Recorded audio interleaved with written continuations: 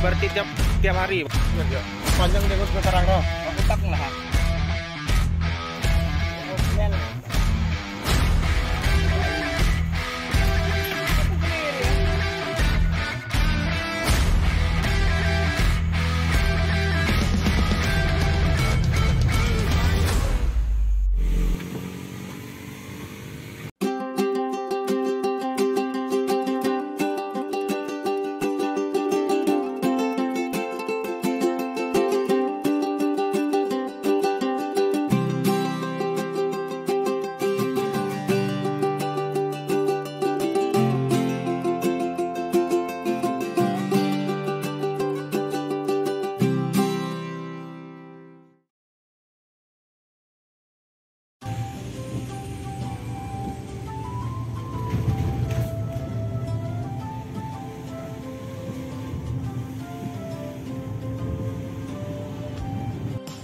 Assalamualaikum warahmatullahi wabarakatuh, sobat dan para jurnalog. Pagi ini saya ada jadwal makan siang bareng sahabat saya dari Jakarta dan kawan-kawan BKPRMI Kabupaten Bangka, yaitu Ustaz Muhammad Syauqi MZ, putra dari Kiai Haji Zainudin MZ. Sahabat baik saya datang. Kalian saya mau nge-vlog di tempat kakak saya, Gudang Karet. Kakak saya ini kakak kandung, yaitu Marwan, dan dia bagi saya kakak yang sangat inspiratif karena dia dari mulai satpam pabrik karet sampai jadi bos pabrik karet, bos karet. Nah, dari mulai jadi satpam sampai pabrik karet menjadi bos karet dan hidupnya jatuh bangun lah. Usahanya jatuh bangun. Nah, itu jadi sekarang kelihatannya sangat bagus sekali usahanya dan saya ingin nge-vlog. Sebenarnya udah lama saya ingin nge-vlog kakak saya yang satu ini, cuma ada rasa sungkan, tidak enak. Masa kakak sendiri nanti diagung-agungkan. Nah, di situ saya nggak maunya itu kayaknya dia mobilnya ada itu, nggak tahu dia apa.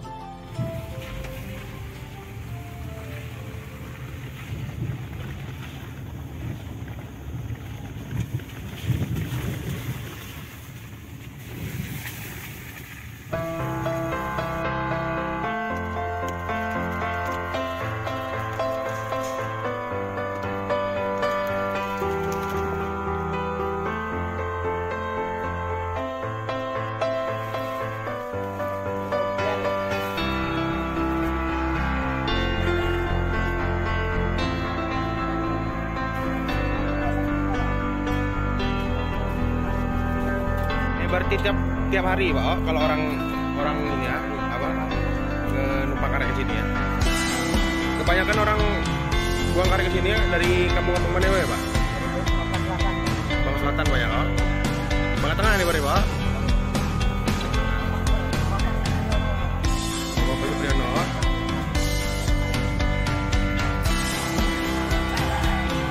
Dari Bangka Tengah, dari kampung mana ya Pak karetnya Pak? Oh Jelutung.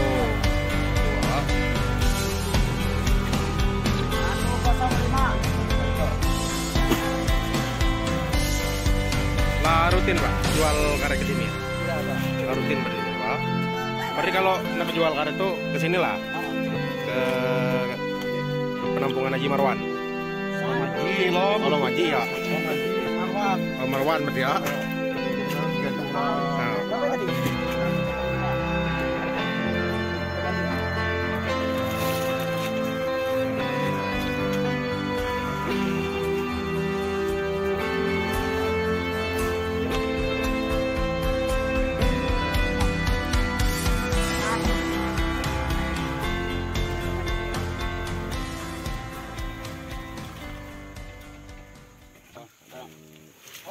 Karet-karet yang ada di sini itu dari berbagai daerah atau kampung di Bangka. Ada dari Tobuali, Mentok, Kundi, Belinyu, banyak kali. Nah, nampungnya di sini. Nanti dikirim ke berbagai pabrik, termasuk di Pulau Jawa, Jambi. Nah, ini di lahan yang cukup luas sebetulnya. Ini lahan-lahannya ada sekitar 4 hektar kalau nggak salah di sini. Punya orang tua dulu, nah dikelola oleh kakak saya. Jadi kita jadikan ini sebagai penampung karet-karet di Pulau Bangka.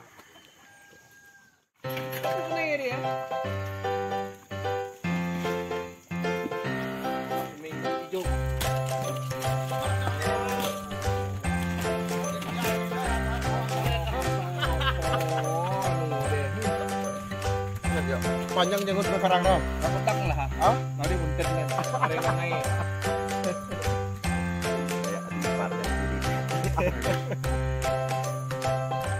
Oh, berarti karet ini dari Balon Hijau? Pak O? Balon hijau. Balon Hijau. Bali. Ada kopi hero.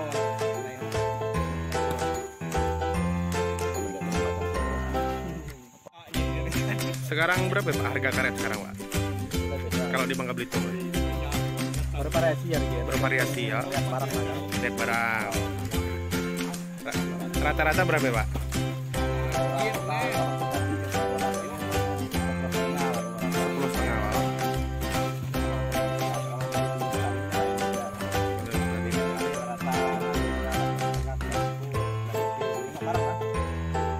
Kalau yang orang nganter karet ini dari berbagai daerah berarti Pak? Berbagai daerah. Dan karet ini bakal diantar ke luar provinsi juga Pak? Kadang-kadang ke luar, kadang-kadang ke pabrik keluar mana ya? Pulau Jawa Pak?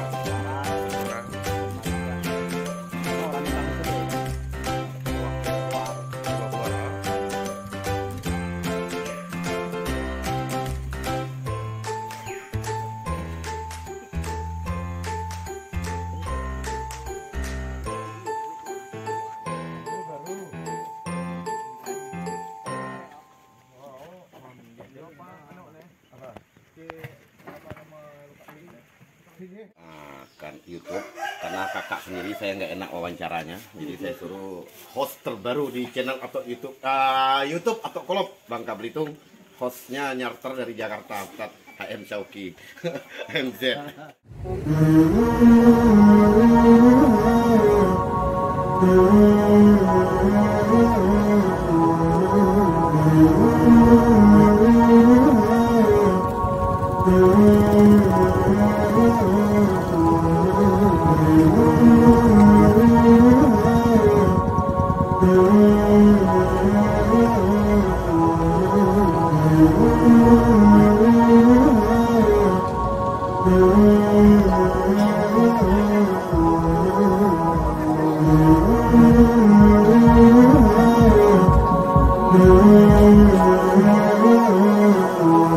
Yang saya muliakan para alimil ulama, para asatiz dan ustazat, para hujjaj, para sepuh dan bini sepuh di pesisir pantai Kundi Bersatu, wabil khusus guru-guru saya, ketua majelis pesisir pantai Kundi Bersatu,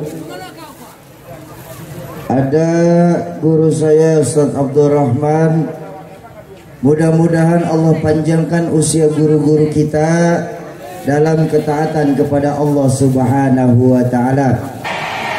Buah selasi dimakan burung ketutu, makan lauk tempe di tengah sawah. Terima kasih masyarakat Kundi Bersatu. Saya nyampe di sini disambut meriah.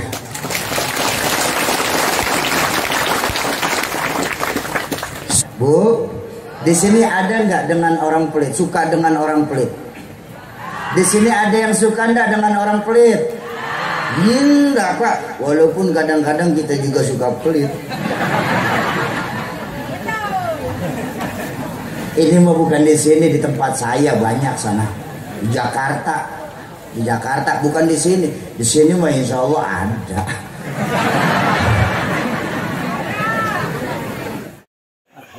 Assalamualaikum warahmatullahi wabarakatuh kepada segenap penonton di YouTube channelnya Tokulop. Alhamdulillah siang hari ini saya bersama sang maestro yang sudah luar biasa. Saya ingin mengambil iktibar dari perjalanan kehidupan beliau, Bang Marwan. Assalamualaikum Bang. Saya nanya-nanya nih Bang dikit Bang, sebenarnya banyak kisah abang yang saya dapat dari abang saya Bang Ahmad tentang bagaimana kehidupan abang ini yang jatuh bangun itu. Jadi bagaimana ceritanya Bang? Kalau kita cerita ya dari awalnya memang panjang ya ceritanya. Ya karena kita nih keluarga kami ya, keluarga kami mungkin jadi udah tahu. Artinya bukan keluarga yang orang hebat ya, artinya keluarga yang sederhana lah. Baik dari pendidikan maupun dari kehidupan ya. Artinya semenjak saya udah nikah itu kan banyak sekali apa cobaan-cobaan baik itu dalam kehidupan saya ada ekonominya maupun dengan rumah tangganya itu. Artinya kalau dari Bang Ahmad ini saya dapat cerita abang ini perjalanan dari jaga pabrik sampai satpam sampai sekarang punya pabrik sendiri. Ya. Itu bagaimana ceritanya? Bukan punya pabrik. Artinya buat pengepulkan karet. Itu ya. Dulunya kan kerja di pabrik selama 7 tahun. Cuma dalam perjalanannya pun kita kan nggak mungkin kita kerja sama orang terus, ya kita berpikir kan gitu. Pasti kita mau buka usaha nanti. Jadi saya 7 tahun kerja di pabrik itu sambil kerja sambil ini juga ngambil karet juga, Cari peluang juga. Tapi kita permisi sama atasannya, sama direkturnya. Ya, kita permisi dulu sama direkturnya, boleh nggak Pak saya ini sebagai sambilan mau beli karet? Oh nggak apa-apa, asal kamu jangan ganggu kerja kamu. Nah itu awal-awal kita beli karet kan. Nah sudah itu kita buka toko. Nah, buka toko kecilan. Nah, kebetulan saya belum berhenti di pabrik. Masih belum tuh? Masih jaga? Masih jaga. Saya mau berhenti, nggak dikasih sama direkturnya. Nggak usah lah kamu masa berhenti, pokoknya kamu dulu kerjain dulu kerja kamu buka toko. Jika nanti udah mantap benar, baru kamu minta berhenti. Nah, tapi kamu ajukan kalau minta berhenti berlanjut 3 bulan ya, setahun lah. Jadi begini, ada kawan-kawan saya banyak bertanya sama saya, bagaimana caranya supaya kita ini tetap semangat ketika kita sedang drop. Oh ya. Kalau saya cuma bisa kasih pandangan lewat dari sisi agama. Sekarang saya pengen minta pendapat dari abang nih. Pandangan abang ini yang namanya sudah makan asam garam dalam kehidupan sehari-hari ya. Dari ucapan saya punya abang bahwa abang dari bawah naik ke atas, turun lagi, naik lagi, jalan macam ninja Hattori lah ya, mendaki gunung lalui bukit ya. Itu bangun pernah bangkrut. Pernah Nah, bumi. mudah-mudahan apa yang abang ucapin sekarang ini tentang pelajaran bagaimana sih cara ngebangunin mood lagi, cara semangat lagi ketika saat di bawah. Mudah-mudahan bisa jadi pelajaran buat teman-teman di YouTube ini. Silakan. Iya, kita ini kan prinsipnya gini, karena namanya itu harta ya, namanya itu rezeki itu kan datangnya dari Yang Maha Kuasa. Nah kita ini kan asal dari nol.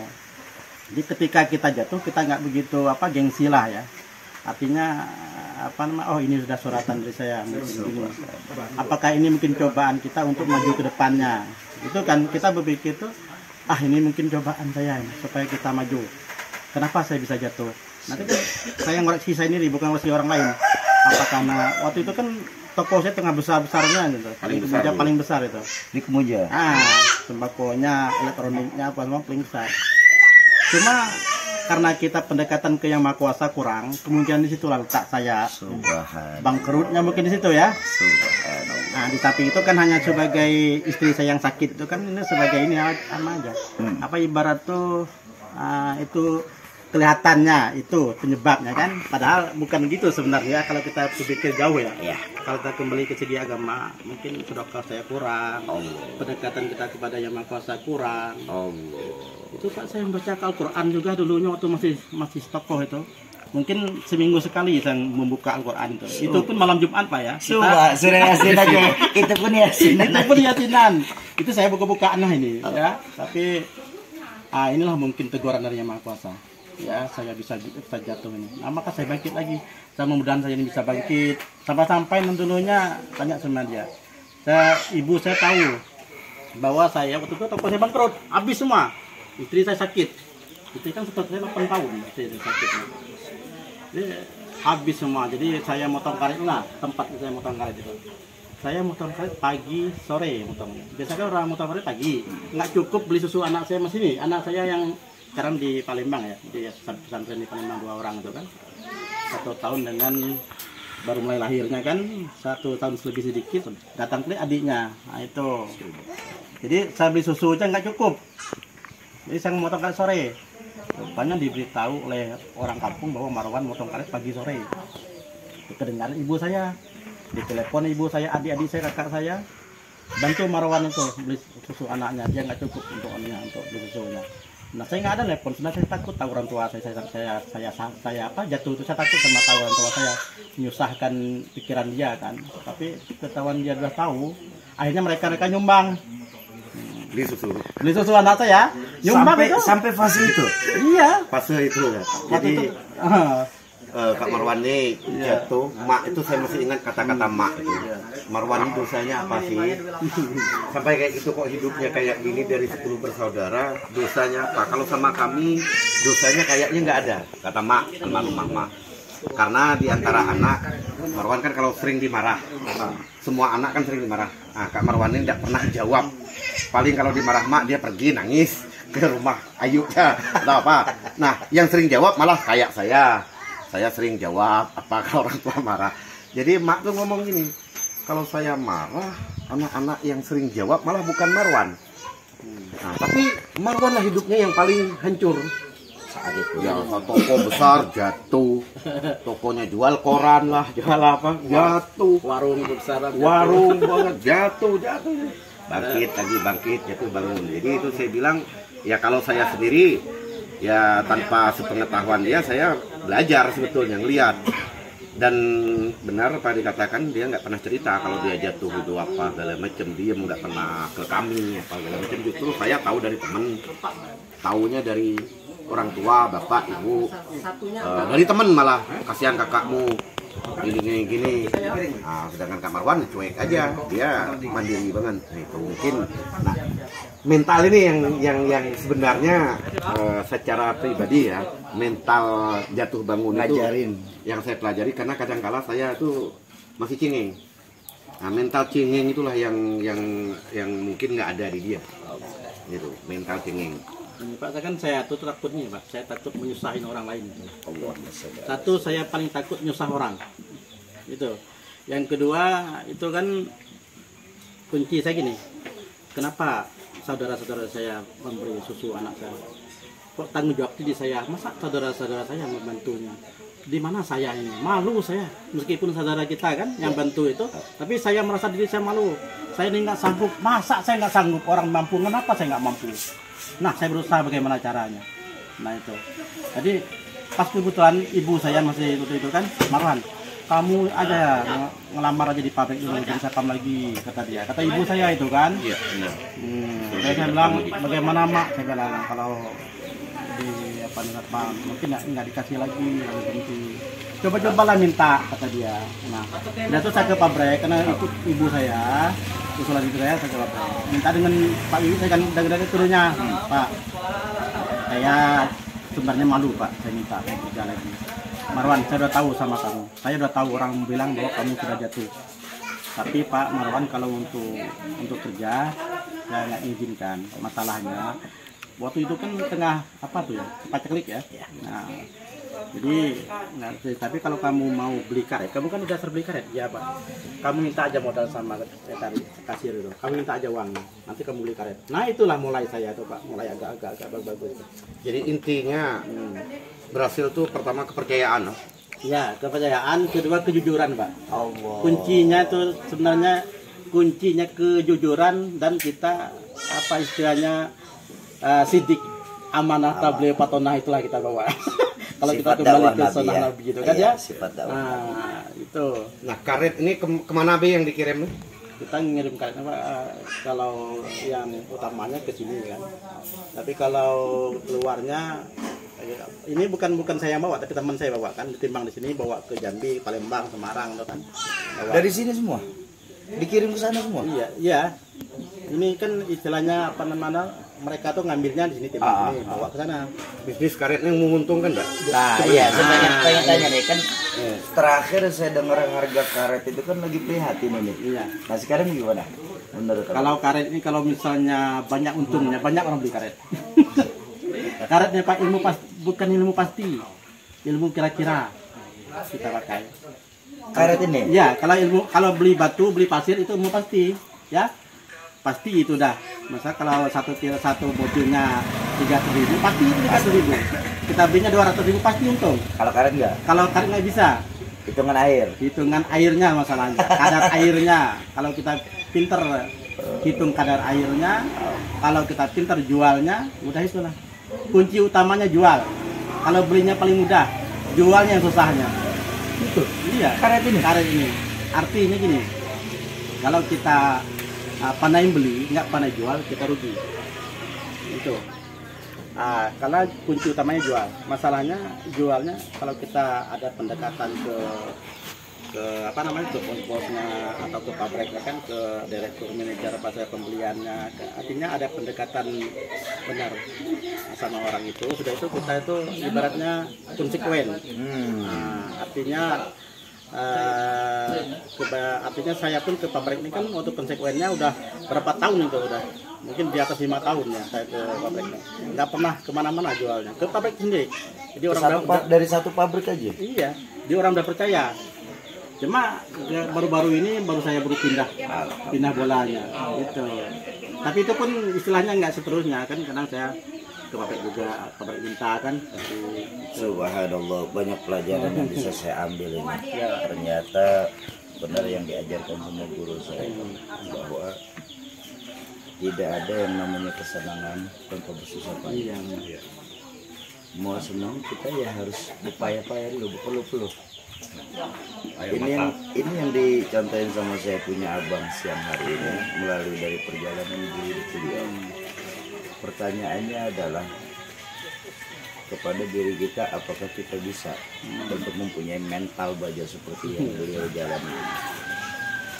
Jadi buat teman-teman channel atau vlog, jangan pernah patah semangat. Tanamkan Allah dalam kehidupan kita sehari-hari, baca itu Al-Quran, dan ingat yang paling terpenting, gemarlah kita mengeluarkan harta di jalan Allah Subhanahu wa Ta'ala. Karena rezeki itu berbeda dengan uang. Rezeki itu kita bisa bersifat jujur, kita bisa bersifat amanah, kita bisa bersifat tabligh. Itu merupakan salah satu rezeki yang diberikan Allah kepada kita semua pada hakikatnya. Cuma pertanyaan, kita mau nggak mengeksplor diri kita sendiri dalam rangka menemukan jati diri kita. Mudah-mudahan perjalanan apa yang diucapkan, apa yang saya pelajari dari abang saya, Bang Marwar ini bisa bermanfaat untuk kita semua. Terima kasih. Assalamualaikum warahmatullahi wabarakatuh. Waalaikumsalam warahmatullahi wabarakatuh.